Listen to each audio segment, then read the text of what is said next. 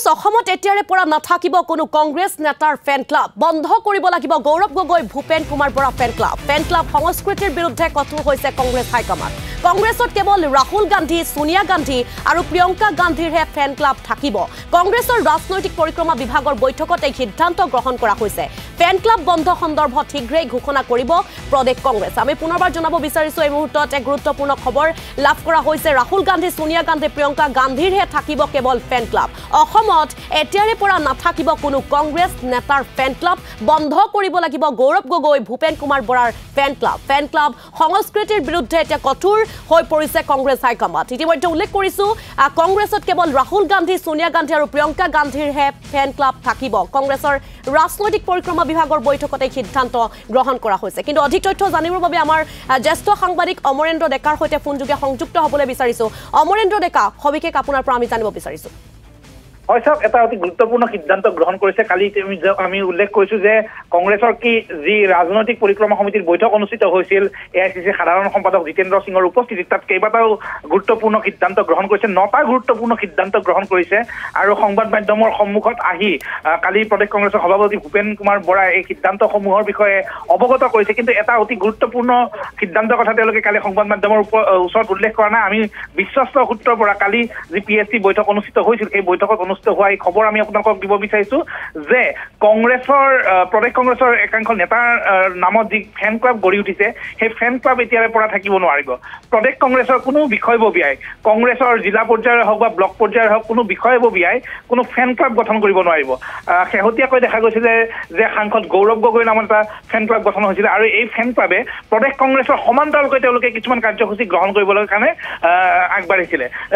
উদাহৰণ দিব বিচাৰিছো শিক্ষক দিৱসৰ কাৰ্যসূচী গ্ৰহণ কৰিছিলে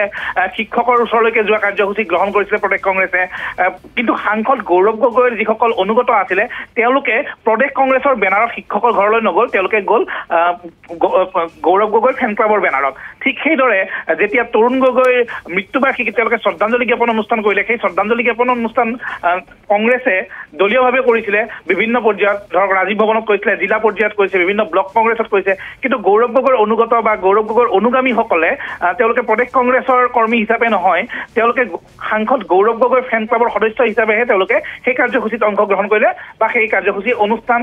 অনুষ্ঠিত কৰিলে এনেধৰণৰ কথাৰ পিছতে দেখা গৈছিলে ভূপেন কুমাৰ বৰাৰ নামতো একাংশই ফেন ক্লাব গঢ়ি তুলিছিলে অৱশ্যে প্ৰদেশ কংগ্ৰেছৰ সভাপতিগৰাকীয়ে তেওঁৰ অনুমতিবিহীনভাৱে এই ফেন ক্লাব কোনোবাই গঢ়া বুলি তেওঁ উল্লেখ কৰিছিলে কিন্তু ইয়াৰ পিছত এটা কথা দেখা গৈছিলে যে যদিহে এইদৰে নেতাৰ নামত কোনো এগৰাকী নেতাক প্ৰতিষ্ঠা কৰাৰ কাৰণে ফেন ক্লাব গঢ়ি উঠে তেতিয়াহ'লে ই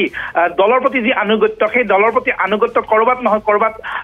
সমস্যাৰ সৃষ্টি কৰিব বা দলৰ মাজতে সংঘাতৰ আশংকা নুই কৰিব নোৱাৰি এনেধৰণৰ কথা সৃষ্টি হ'ব গতিকে সকলোৱে কৈছে যে যিসকলে কংগ্ৰেছ কৰে যিসকল কংগ্ৰেছ কৰ্মী তেওঁলোকৰ আচলতে সোনিয়া গান্ধী ৰাহুল গান্ধী আৰু প্ৰিয়ংকা গান্ধীৰ প্ৰতিহে আনুগত্য হৈ থাকিব লাগে তেওঁলোকৰ যদি ফেন ক্লাব থাকে কোনো অসুবিধা নাই কিন্তু তাৰ বাহিৰে কোনো নেতাৰ বিশেষকৈ প্ৰদেশ কংগ্ৰেছৰ কোনো নেতাৰ যাতে ফেন ক্লাব নাথাকে সেই কথাটো কালি নিশ্চিত কৰিবৰ কাৰণে কেইবাগৰাকী বক্তাই কালি পিএছচি কমিটিৰ বৈঠকত উল্লেখ কৰিছিলে আৰু তাৰপিছতে এইটো সিদ্ধান্ত গ্ৰহণ কৰিছে যে কোনো প্ৰদেশ কংগ্ৰেছৰ বিষয়ববীয়া সি জিলা পৰ্যায়ৰে হওক ৰাজ্যিক পৰ্যায়ৰে হওক বা ব্লক পৰ্যায়ৰে হওক তেওঁলোকে কোনো নেতাৰ ফেন ক্লাবত থাকিব নোৱাৰিব কেৱল সোনিয়া গান্ধী ৰাহুল গান্ধী আৰু প্ৰিয়ংকা গান্ধীৰ নামত গঢ় লৈ উঠা ফেন ক্লাবৰ বাহিৰে অন্য কোনো নেতাৰে ফেন ক্লাবত এইসকল বিষয়ববীয়া থাকিব নোৱাৰিব অৰ্থাৎ কাৰ্যত ফেন ক্লাব যে থাকিব নোৱাৰিব তাৰ এটা স্পষ্ট